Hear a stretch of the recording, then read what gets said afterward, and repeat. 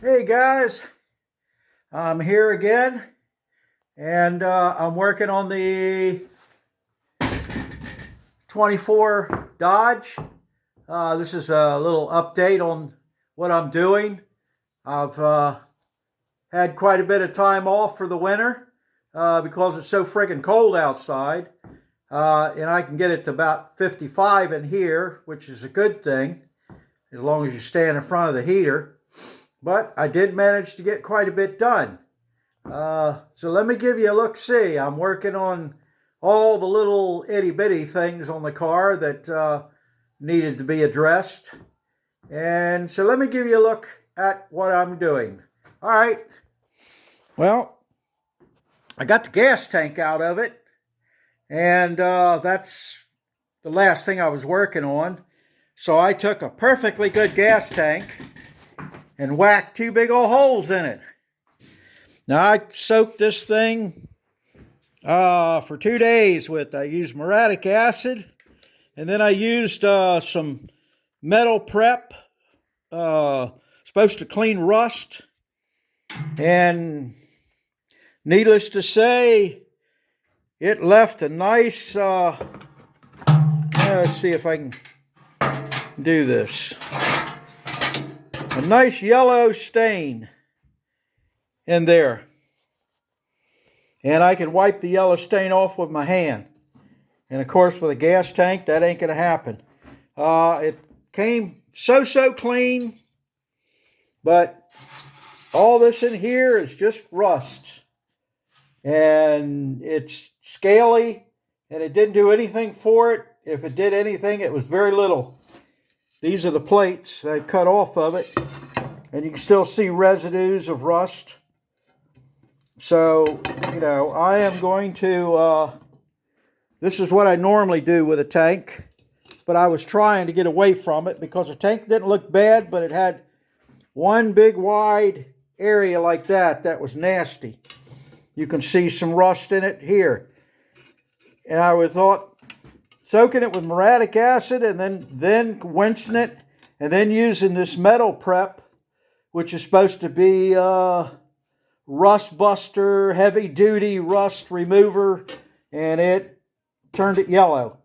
But it didn't take any of the rust off of it. And if it did, it was so minute. So, I'm not fooling with a dirty fuel tank or a questionable fuel tank. So I'll sandblast this sucker now and give it a wash job and then paint it with gas tank sealer. And then what I'll do is I'll weld these plates back over it, and then I'll fiberglass, put a little fiberglass cloth over it or mat just to make sure it's sealed. And then turn it upside down and then pour the gas tank sealer in it and let it ride on the top of the tank. And that will seal it, the glass from the gasoline. So that'll seal it. So then we can say we got a good tank, because there's no way to do this if you don't cut a hole in a tank. It's either throw the tank away or use some kind of miracle guru goop they got out there, which probably will not work and take you a lot of time and it's expensive. So this is my solution for this tank. So this is one of the things I'm working on. Like I said, I've done this with, I guess 10 tanks now, and I have yet to have a problem with any of the tanks leaking or causing any kind of problem with dirt or anything coming loose. So I am pretty sure that this will be okay also. Yeah, there's a lot of rust in there. I just can't live with it. But I've got most of the car back together. And this thing had no temperature sender or any way to put a temperature gauge on it except for what went on the radiator. And of course, I'm so tight that I ain't spending no money. So what I had was a mechanical temperature gauge. So I went ahead and drilled it right below here, and I'm going to put a mechanical temperature gauge in it. And I'm going to hide it. I'll put something over it so you can't really see the senders, because I don't want to see anything that looks modern. so I'll disguise it somehow. And I got my fuel pump back together. Put all new gaskets on it, and I sealed that also with gas tank sealer. It's because I'm going to use that. I didn't want to, but I found that no matter what pressure I put for a fuel pump, it overpowers the carburetor. But I am going to put electric fuel pump in this thing. I'm going to put it in line, and I'm going to put a switch on it where I can turn it off and on, and that's the way I'm going to prime the system, and then turn it off. And I think this will pull through a fuel pump. We'll have to see if it will. But, I got the front end back on it, and I worked on all the doors. And this is one of the doors that wouldn't close. In my earlier video, it kept on flopping open and stuff. And now I got it to close pretty good. I consider that good. And what it was, of course, these hinges were way out of adjustment.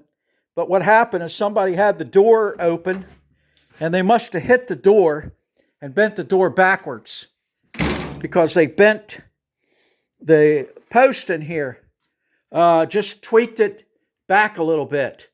So no matter what adjustment you made here, you couldn't get the door to close, even after I had adjusted, where it should be. So I had to stick a bar in here and pry the snot out of it to bend the door again, bend the post again. But I got it.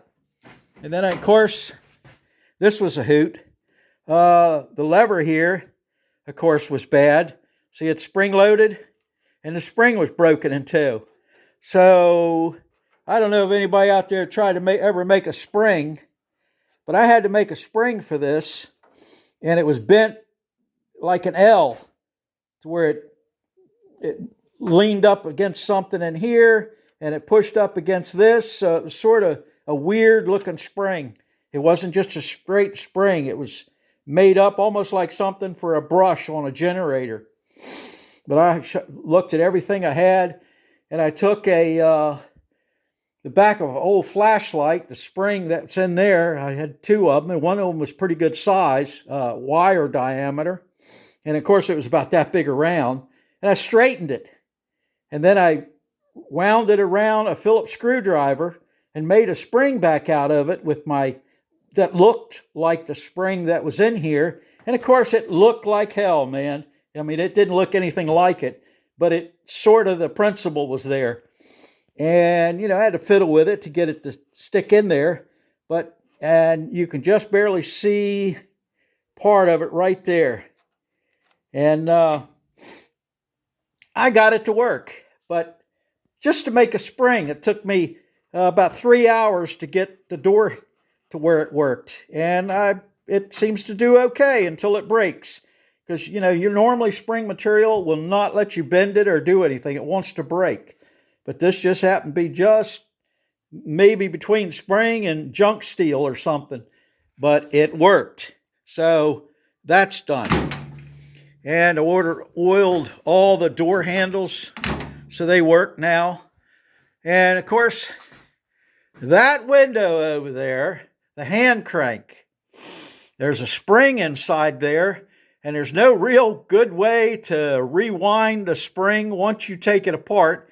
And of course, the clips were busted on the hand crank on the inside. There's two pins that go in a gear, and they were broken in two, and they have no room in there. So I had to fabricate a little bunch of pins for that and put it together.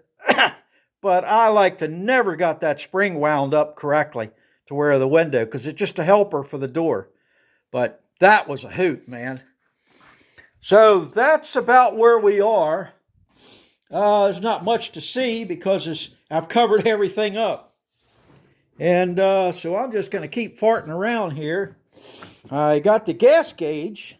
Where is it? Here it is. It was locked up tight. And it goes in the top of the tank. So when you walk to the back of the car, you just look at it. And, it's out on the outside. And it was so faint that I couldn't see anything. So I painted it red, but I have a feeling I'm going to have to tone that down a little bit. It's too obvious that I did something to it, but I wanted to make it look like I could read it. And of course, everything was frozen solid on this, and the float is questionable. But I've got plenty of floats, and I think I'm just going to change a float out. But I got it to work and move, so I think we're good there. Oh, I'm going to kill that heater. There you go. Yeah. So next thing I guess I'm going to do is the exhaust, because I wrenched the fuel line out. So I think we're good there. And this is where the gas gauge goes, and that's a filler. So I think we'll be okay. And I looked at some of the comments on my front wheels when I was doing them. And one guy mentioned that I talking about spindles and I don't know what. All right. And sometimes I have a senior moment. I could walk up to the house to get a glass of tea, and once I get up there, I forgot what I went up there for. So, if I goof or call something by the wrong name, sometimes I don't think real good. But, you have to forgive me because this stuff isn't edited. So whatever gets put on here, it just gets put on here. If I screw up, you see the screw up. I'm not going to monkey with any of this stuff to make it look like I'm some kind of guru or professional. I am a screw up, and, I admit it, but I'm going to keep on plotting along. I work with this stuff, and, I work on cars that I've never even seen before. So you have to learn everything about the car. And, sometimes I don't know all the terms of what the parts are called, sometimes. But I'm not sure what the spindle thing was all about. I might have called the hubs spindles or something along those lines. And I could have done that very easily, but I didn't mean to. So, if you see me screw up, just take it on consideration that, I'm 150 years old and, I just have senior moments. That's just the way it is. All right, guys, but I like the comments, so you guys can keep calling me dummies if you want to. And I can start making cookies and showing you videos of that if you would like. Or you could send me money to keep me from making videos. Because I put my son put a YouTube account or something like that on there. And he sent me $1 just to see if it worked. And of course, he watched one of my videos. Then he asked for his $1 back. So I'm not sure what that was all about. But, this is the way it is. All right, guys, I just want to explain and show you. And I'm glad to hear from you. And keep throwing those videos or the comments at me. Because I like to hear about the things that you guys think. And if you guys know a bunch of stuff about a Dodge, fill me in. Because one guy was talking about the timing, and that was cool. But, these are things that I don't know and I have to figure out. But if you guys know how to do some of this stuff, tell me, because it'll save me a lot of time. It might not make an interesting video because you want to see me do dumb things. But, help me out here. All right, guys. Then I guess I'll see you later until I get the gas tank fixed. And get further along on this because this thing can be ready for spring. So I'm going to get another car in here and I'm going to start on something else. Because, after a while I get real tired of working on these things. Same old thing, All right, so I'll see y'all later. Take care now. Bye.